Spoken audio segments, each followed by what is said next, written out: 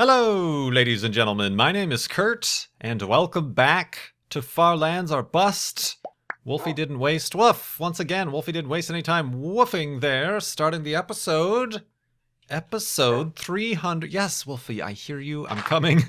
Episode 365.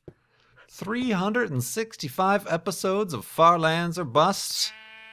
You could start on episode 1 and watch an episode a day and not be finished with episodes for an entire year. Or, well, I suppose you would finish the episodes after a year. We have one episode per day if you're going to watch them per day to last an entire year. That is what I meant to say. Episode 365. Today, however, is Friday, June 13th, 2014. Picking up some skeleton residue. And we did it! Things have been did. Woo! Those 2 arrows I just picked up have now gone soaring into oblivion. But we did it because we raised $5,000 by the end of the 12th, which is my birthday, as was a goal set forth. Wow, those arrows are truly gone. Oh, there they are. Or, well, there is one. There are one. Oh, there's the other one. I'll leave that one up there, I guess. Yoink!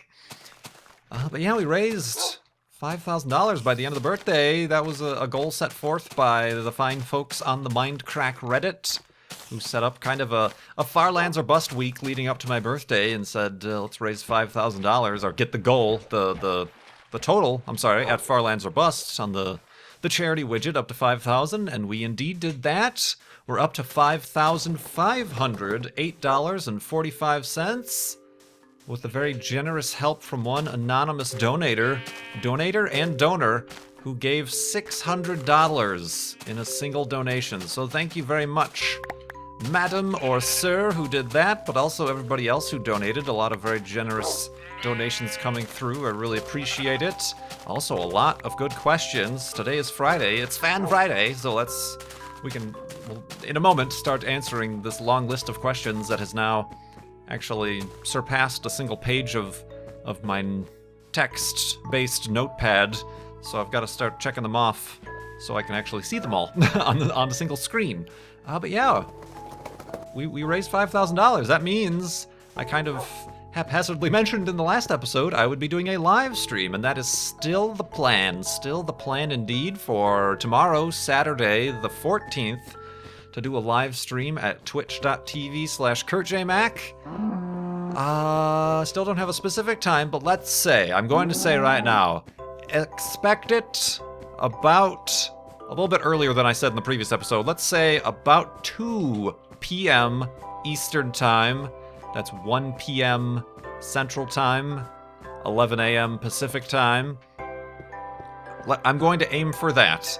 My Saturday turned into a little bit more of an event-filled day than I anticipated. What with Father's Day here in America being on Sunday, plans got shifted around so that evening is no longer available.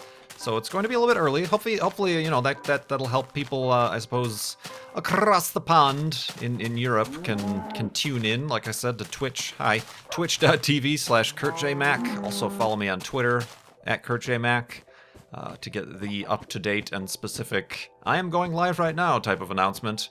I will also try to remember to post something here up on YouTube, one of those little live stream announcements that says, hey, if this video is up, then I'm live right now, so go watch. So yeah, a little bit of thank you to you guys. Still, again, not 100% sure what I've got planned. Possibly some Minecraft bingo. Get together a group or something like that. Maybe we could play Coverall or Super Bingo or Blackout or whatever terminology you want to use to describe filling up the entire bingo card. That seems like that would fill a lot of time. And a lot of people kind of went nuts when I announced the live stream. It's not... Let's not have delusions of grandeur. It's still a KurtJMac live stream. I don't want to overstate the importance of the live stream. We're just gonna keep it casual, like I said. Not Far Lands Are Bust per se. That is a little bit more reserved for the Flabathons to be live streaming Farlands or Bust, and also it's nice to have everything archived. How did you hurt yourself doing that? It was like a 3-block drop into water. Careful, Faith. So yeah, just be cool, guys. We're gonna do a live stream. Like I said, think about around early afternoon if you're here in America. Saturday, let's say 2 p.m. Eastern time.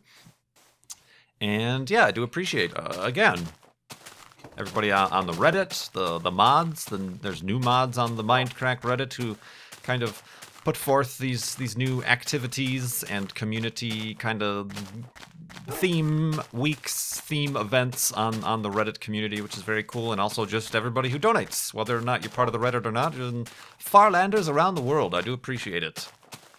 So yeah, as I mentioned yesterday, it was the birthday. I was hoping that pig would continue jumping and we would just see his face. Hey, you, hello, help me out.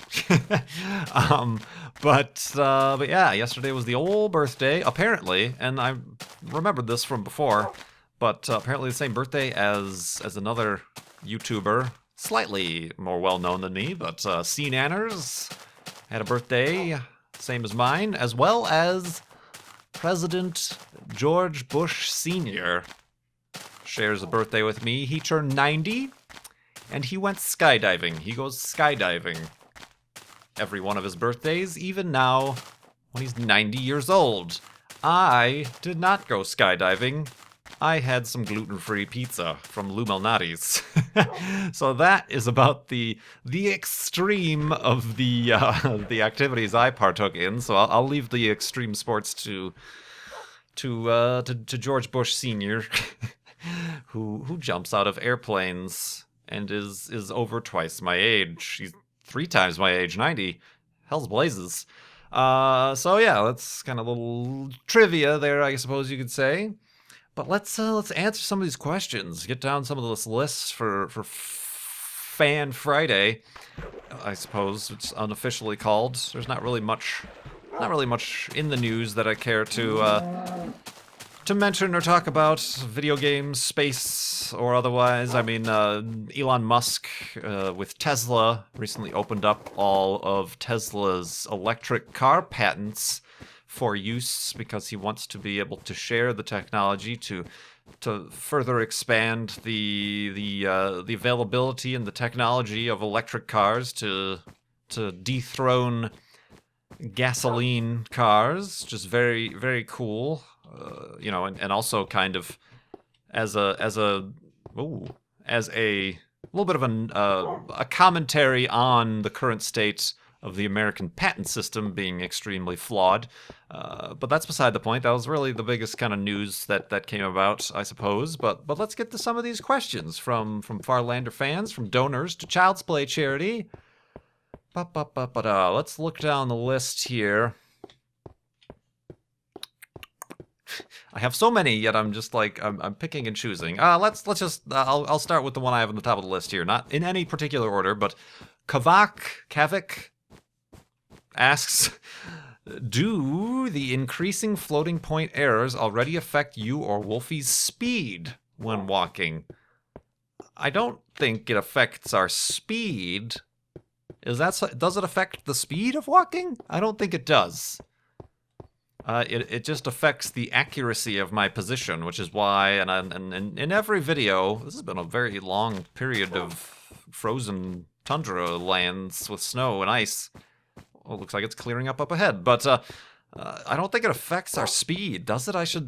For somebody who's got an entire series surrounding walking to the Farlands, I really don't know much about what happens. But I don't think the speed per se is affected as much as simply the perception and the location of me as the player, which is why we get the jitteriness. We get that question every episode, which is fine. New people come watch and they'll ask, why is it so jittery? It's making me queasy. That's not lag or anything. Yeah. Oh, you can really notice it. Look at the tree, the trunk of the tree. I was blah, blah, blah, jittering around, especially when I'm walking at these kind of diagonal axis to, as opposed to just walking directly west. But yeah, I don't think it affects speed per se. I think the player still walks at that constant rate, which I'm not quite sure what it is. Some 3 point whatever. Somebody's measured it 3 point whatever meters per second or something, but or 5, 1 Mississippi. It's got to be like 5 or 6 meters per second, because each meter is a block. So there's 1, 2, 3, 4, 5, 6. 1 Mississippi. Yeah, so it's got to be like 5 point something. Science. That was the most accurate measurement of time. 1 Mississippi. I need some more dirt. Why do I not have dirt on me? I thought I normally constantly have stacks. Dirt for days. But let's go to sleep here and continue answering questions and walking in the morning.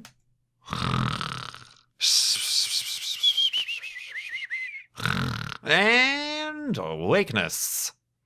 Somebody mentioned, I was happy. The biggest test, I suppose if you haven't seen it, that sentence started like 4 different times.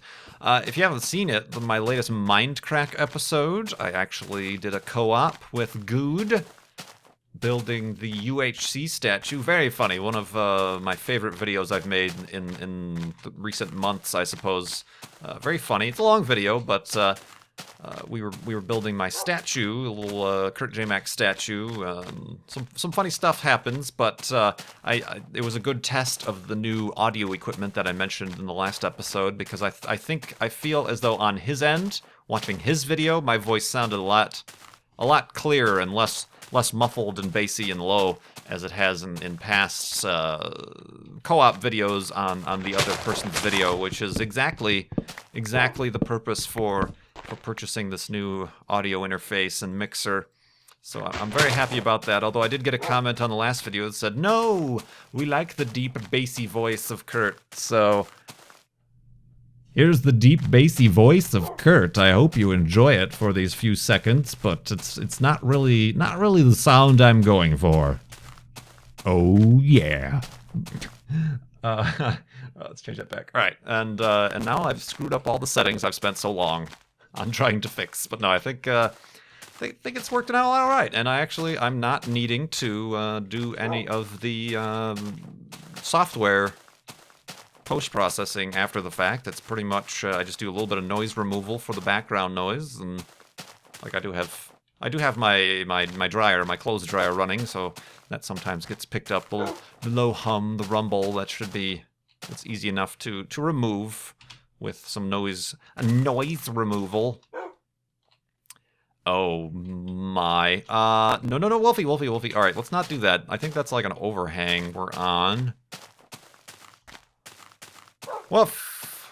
Oh, there's some water over there. Oh, that's a tree. Okay, well, I guess we're going down here. Oh, Wolfie, be careful, please. Be careful. Just be careful, will ya? Okay, good. The water really spreads out. Oh, I hear Wolfie going down the water. It's great news. Great news. Oh, and there he spawns. He took a little bit of damage, I guess, from spawning into the block, but we made it. Oh, and look at this magical thing we've made. It's like a curtain parting. Curtain, get it? A curtain parting multiple ways. Let me get you your health back. Boop. All right. And continuing west. So yeah, let's go on to some additional questions here. Some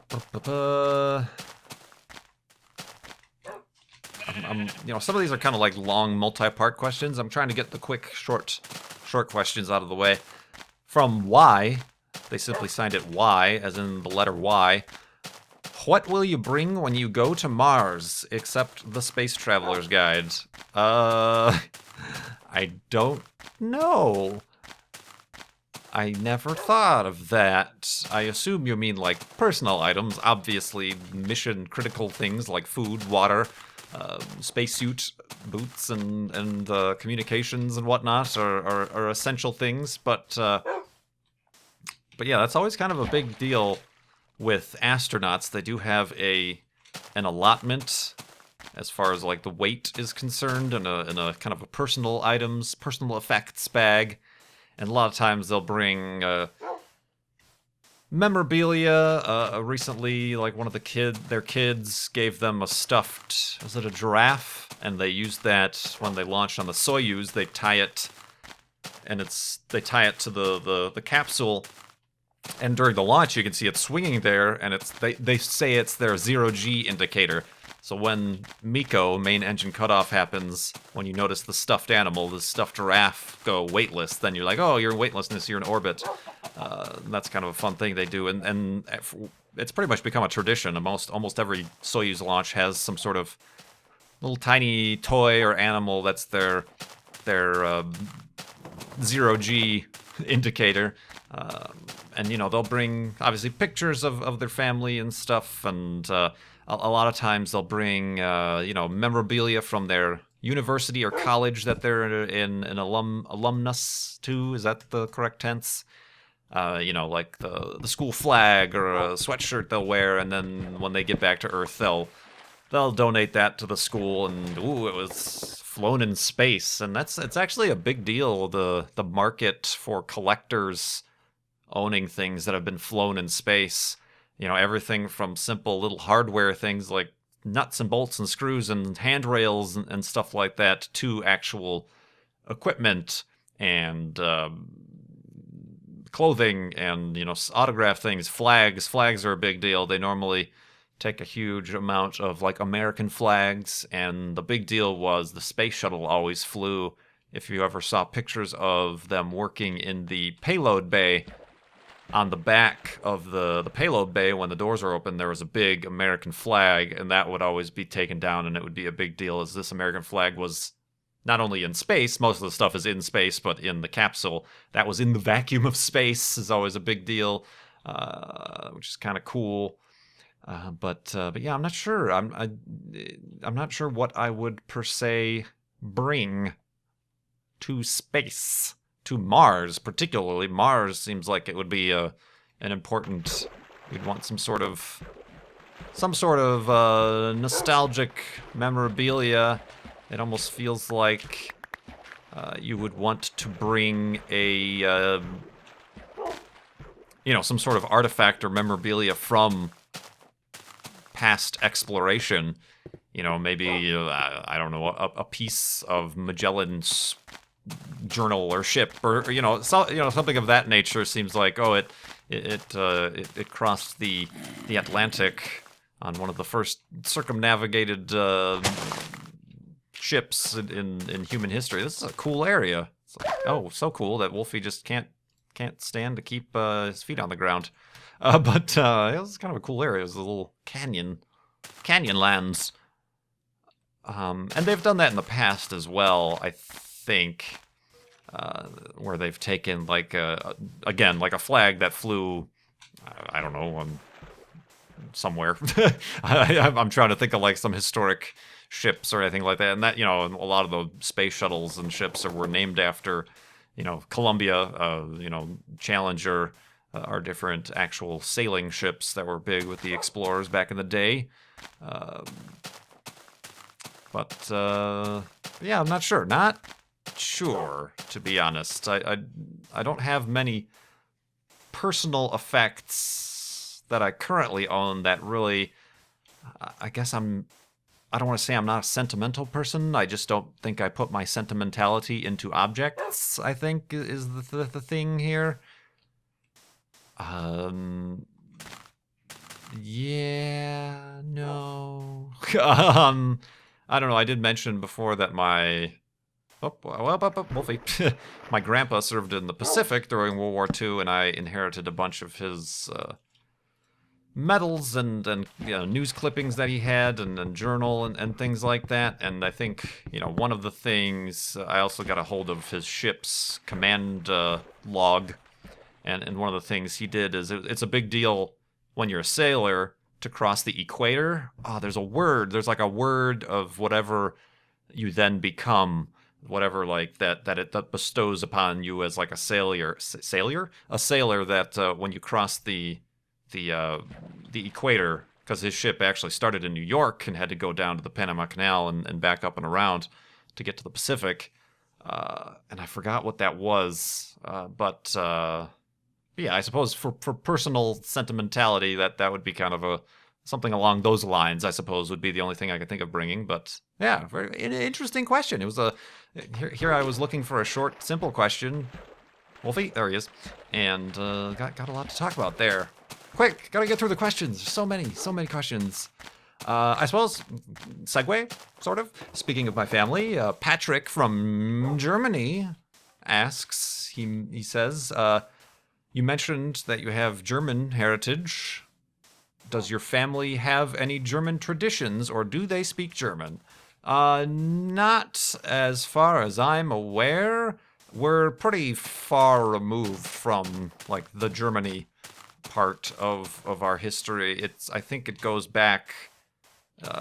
I know my great-grandparents lived in America, so it goes back probably to their parents or their parents' parents, so like my great-great-grandparents or my great-great-great-grandparents who came to America. This was back in the late 1800s. I think one of the, speaking of memorabilia, one of the stories in the past is that one of my ancestors bought farmland from Abraham Lincoln, and at one point the family was trying to find like the records to that. Like there must be some sort of deed or something that we own that has Abraham Lincoln's signature on it, which would be kind of cool. So that's, you know, we aren't recent transplants, so there isn't that much of the specific German, specifically the language, obviously, but also any sort of really specific traditions that I'm aware of. I'm also Irish. I think there was a lot more Irish influence for as far as like traditions and things. So let's go to sleep, and we'll continue talking in the morning. Was that a spider over there? I saw some glowing red eyes in that little hole. Dun dun. Yep. Okay. Spider. It's Herobrine. No. So yeah, I don't know. Oh, why don't I get this pig? All of a sudden, I start speaking German with a German accent. Wolfie, he's stuck. He's stuck under the elevated hidey hole. There he is. Whoa, Wolfie! Oh, gosh darn it.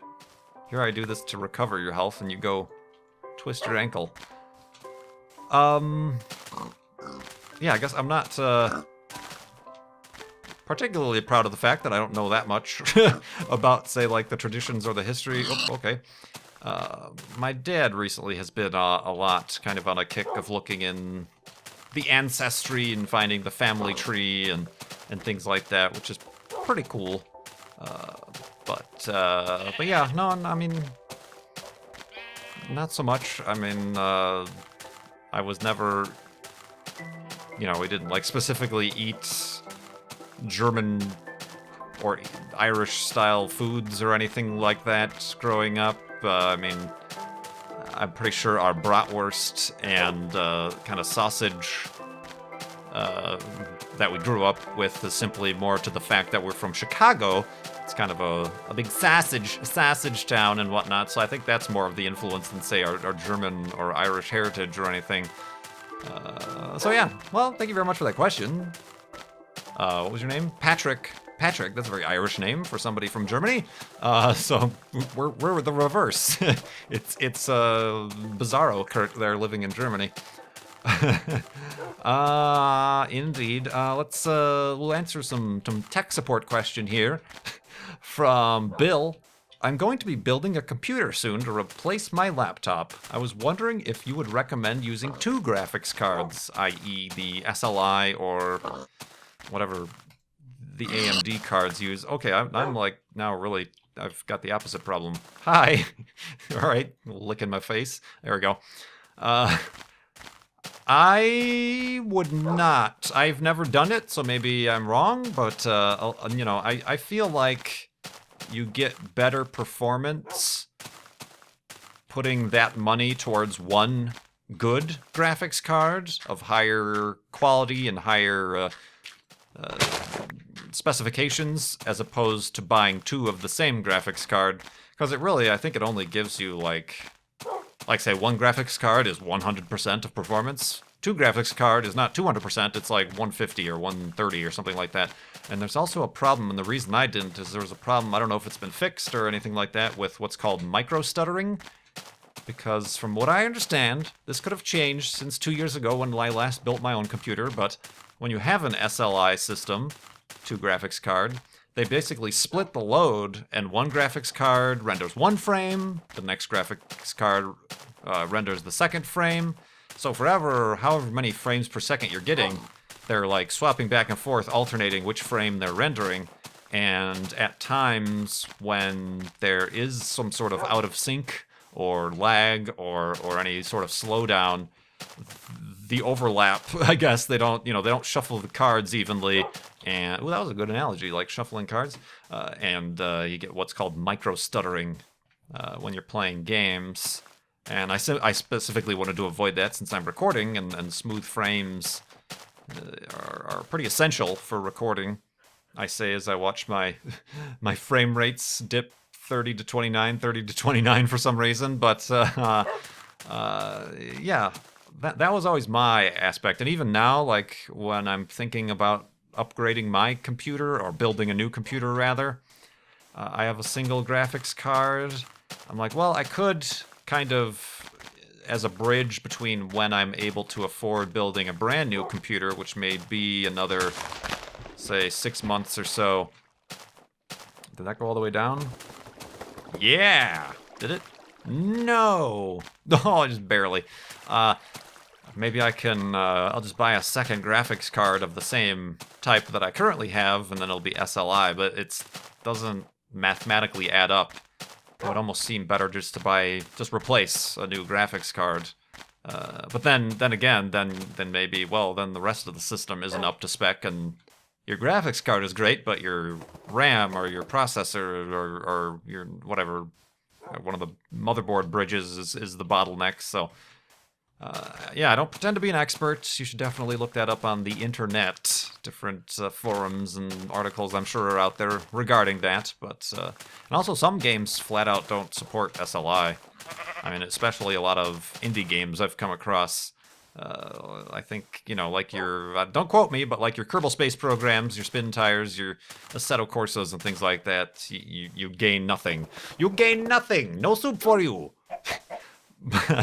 But yeah, cool question. Let's see here. From Dan, have you ever taken interest in radio-controlled planes?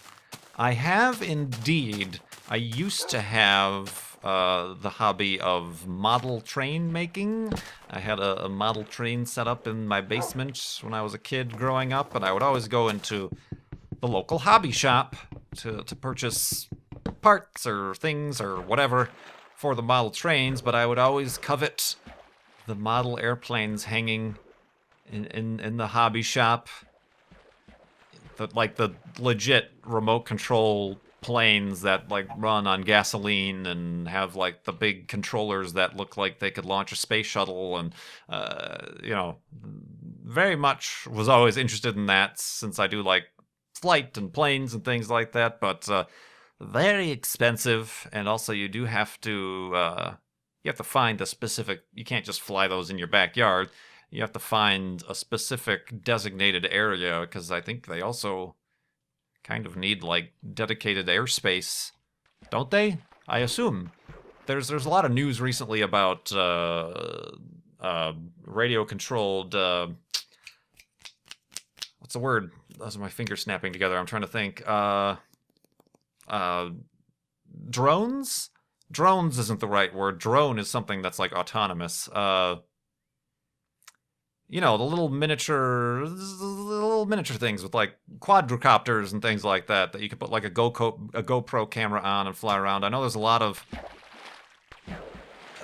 debate as to whether or not certain cities are saying they're banning them, but then the groups and the enthusiasts who are behind them, who use them for hobbies, are like, no, you can't do that sort of thing. I mean, it would be good to ban them on the level of which law enforcement and the government wants to use them for their their creepy spy reasons and whatnot, because I know drones are a thing in cities and during, sporting events and things that get a little bit creepy. So, there is a line between the authorities using a technology kind of in secret and kind of as almost like against the general public versus a hobbyist, the general public having that technology in their hands, in that way they aren't, they're not using this information for other reasons that you can think of. I'm sure there might be a few bad eggs, but then those people could be held accountable for whatever they're doing. So yeah, I know there's big issues with that. But getting back to the regular topic, yeah, they seem really cool. They are really expensive. It's an expensive hobby to get into, especially since you're probably going to crash a few times to begin with. But yeah, I've been interested in that. I don't know. It's so many things I want to do, so many hobbies and interests I want to keep up with. I got my astronomy. That's an expensive hobby if you really get into it. Vehicles. It would be very nice to one day be of the financial faculties to, first of all, replace the crappy car, which spoiler alert, that one cylinder keeps turning off even recently, so I gotta, crap, I should have done that today. I should have called the mechanic and be like, hey, this problem is happening again, but when do people have time to get stuff done that is not related to their work? It's crazy. It's madness. God. How do you have time to live your lives when there's other stuff that must be done? So yeah, I gotta do that. But yeah, to be of the financial faculty to not only get like a actual car that works for actual day-to-day use, but it'd always be nice to have like a second, like a fun car. It'd be nice to just like drop $8,000 on an old 240SX or I don't know, like an old WRX or something like that, and just whip that thing around on the weekends or something like that. That would be really cool. Or alternately to get like a classic car to cruise around in every so often. That would be the ideal hobby for me. So I think I would concentrate on where can I make a hidey hole here? Definitely not down there. Those are the hobbies I would rather invest my future time and expenses in versus getting into a new hobby like remote control airplanes. And actually a lot of... get over here, guy. Yep. Nope, over here, guy. Wolfie, thank you. There.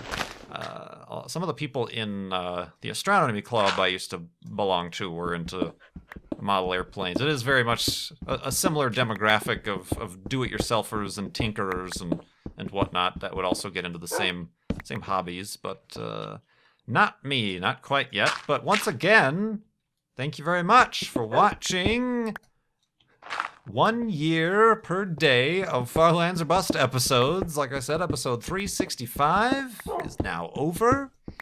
Tomorrow, Saturday, the 14th, planning a live stream to thank you guys for reaching $5,000 for Child's Play charity before my birthday. That was great. I appreciate it.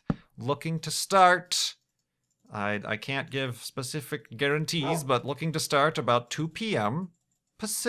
Eastern time. I just totally messed everybody up by accidentally saying that. Eastern time, Saturday, twitch.tv/KurtJMac. Have a little bit of fun there. I mean, it's just going to be, a couple hours thing. It's no flobathon or anything crazy like that. So please, if you do have other things going on, do not cancel plans just to see a dopey little live stream from KurtJMac. Just a little bit of a thank you. I'm hoping to, if the rumors are true and YouTube ends up buying out Twitch TV, I suppose I should start to get used to that ecosystem a little bit more, maybe. Who knows? I don't know. But yeah, thank you so much. I do appreciate it. Had a good birthday this year. Thanks to you guys and everything else that went on. My name is Kurt. Thanks so much for watching. I will see you next time.